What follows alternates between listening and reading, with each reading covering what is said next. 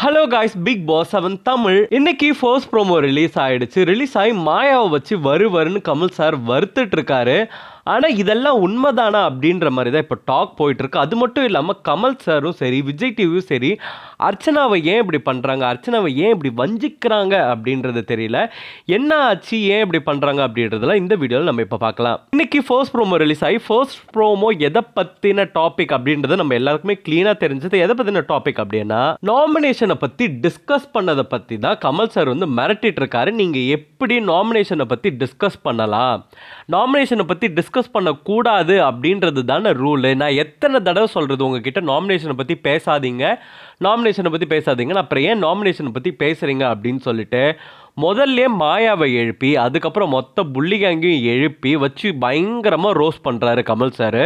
ஏன்னா அவங்க வந்து ஆல்ரெடி கூட கிடையாது, அவங்க எப்போவுமே வந்து டிஸ்கஸ் பண்ணுறது தான். ஒருத்தவங்களுக்கு ஒரு பேர் வச்சு, டேட்ஸு, தளபதி, விஜய், காக்ரோச் அப்படின்லாம் பட்ட பேர் வச்சு, அவங்களுக்குலாம் ஒரு நிக் நேம் மாதிரி வச்சு, ஒரு கோட் வேர்டுன்னு சொல்லலாம் வச்சு, யார் யாரை நாமினேட் பண்ணி நீ அவங்கள காக்ரோச் பண்ணிவிட்டு இந்த தடவை காக்ரோச்சை ஒழிச்சிடணும், டேட்டை தூக்கிடு அப்படின்ற மாதிரியெல்லாம் அவங்க சொல்லிட்டு இருந்தாங்க.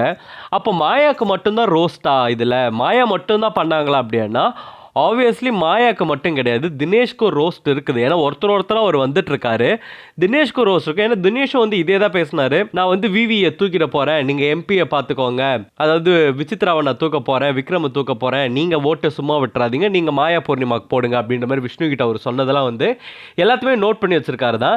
ஏன்னா வந்து மாயாவை மட்டுமே திட்ட முடியாது. ஏன்னா மாயாவை பற்றி இதை திட்டினாங்கன்னா ஆப்வியஸ்லி தினேஷ் இதை பேசியிருக்காரு அப்படின்னும் போது தினேஷ் திட்டி ஆக வேண்டியது தான் இருக்குது. பட் ஆனால் இதுக்கெல்லாம் விதை போட்டது யாரு அப்படின்ற மாதிரி மாயா பூர்ணிமாவை தான் ஃபர்ஸ்ட் ரோஸ்ட் பண்ணுவாங்க. ஏன்னா இவங்க தான் வாரம் டிஸ்கஸ் பண்ணி யாருக்கு போடலாம், எதுக்கு போடலாம் அப்படின்ற மாதிரி சும்மா கண்ணை காட்டுறது. ஆல்ரெடி வந்து விசித்ரா கூட ஒரு இடத்துல சொல்லியிருந்தாங்க, இவங்க வந்து எப்படி டிஸ்கஸ் பண்ணுறாங்க அப்படின்றதே தெரியல, திடீர்னு இப்படி யாரோ ஒருத்தர் போகிறாங்கன்னா அவங்கள கண்ணை காமிக்கிறாங்க, அவங்கள நாமினேட் பண்ணு அப்படின்ற மாதிரி காட்டுறாங்க.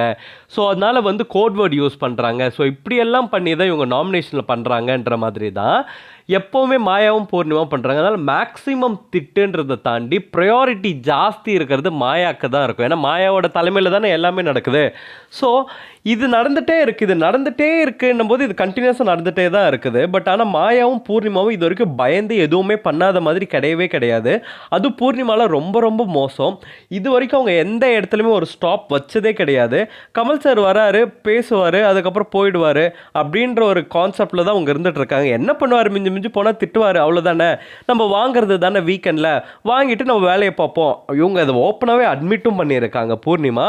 ஸோ இதுதான் வாரம் நடந்துட்டு இருக்கே தவிர ஒரு புதிய மாற்றம் வரவே மாட்டேங்குது.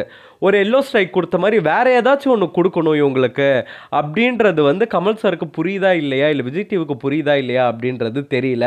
ஏன்னா இவங்க இதை கண்டினியூஸாக பண்ணிகிட்டே தான் இருக்காங்க. ஒரு பயமே இல்லாமல் போயிடுச்சு. ஸோ அந்த ஒரு விறுவிறுப்பே போயிடுச்சு. என்ன சொல்ல போகிறாங்க, ஏது சொல்ல போகிறாங்க அப்படின்றதுல போய் ஒரு நாமினேஷனே வந்து ஒரு மொக்க ப்ராசஸ் ஆகிடுச்சு இப்போது அப்படின்னு தான் சொல்லணும். ஸோ இவர் எந்த அளவுக்கு இன்னைக்கு கண்டிக்க போறாரு அப்படின்றது தெரியல. பட் போக எல்லாம் கொஞ்சமாக நோண்டிட்டு வர மாதிரி தான் இருக்குது. நம்ம வெயிட் பண்ணி தான் பார்க்கணும் என்ன மாதிரியான ரோஸ்ட் இருக்குது அப்படின்னு சொல்லி.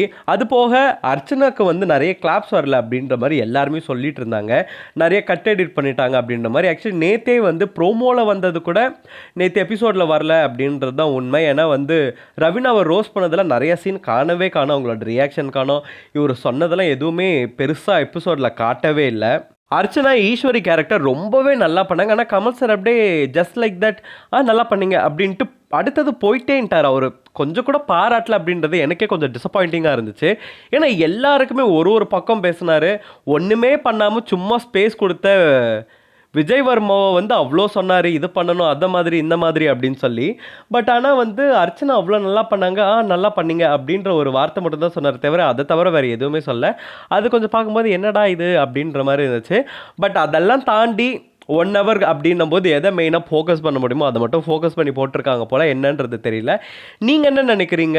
நேற்று வந்து ஃபுல்லாக நீங்கள் பார்த்தீங்களா, லைக் இல்லை நிறைய கட் பண்ணிட்டாங்க அப்படின்ற மாதிரி நீங்கள் ஃபீல் பண்ணிங்களா, இல்லை இன்னும் கொஞ்சம் நல்லா இருந்திருக்கலாம் நேற்று எபிசோடு அப்படின்னு நீங்கள் நினச்சிங்கன்னா கமெண்ட் பாக்ஸில் கமெண்ட் பண்ணுங்கள்.